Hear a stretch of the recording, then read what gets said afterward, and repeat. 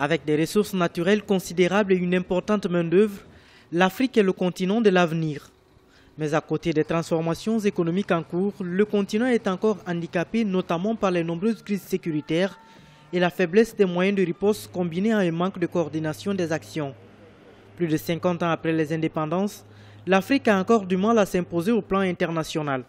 Pour certains acteurs, la force du continent réside dans la prise de conscience de ces différents États. C'est scandaleux de constater que quand il y a un problème au Mali, il faut attendre que la France intervienne pour que les Africains eux-mêmes, au Nigeria, avec Boko Haram, finalement, ce sont les pays voisins qui ont pris leurs responsabilités pour intervenir.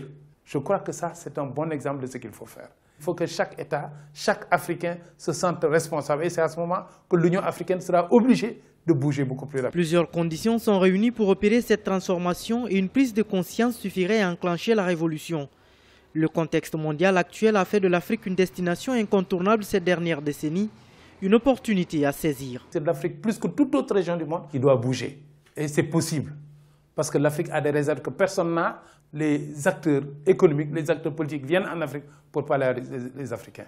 Mais pour leur donner la bonne réponse, il faut que les Africains aient une vision de l'avenir et qu'ils soient préparés à exercer dans les décennies à venir un leadership sur le monde. Il est possible, nous en avons les moyens sur tous les plans, il faut en avoir la volonté politique et le manifester sur le terrain. Et à ce moment, les Nations Unies seront obligées de se réformer dans le sens que souhaite l'Afrique. Le continent est riche et a su opérer ces dernières années des transformations économiques rapides.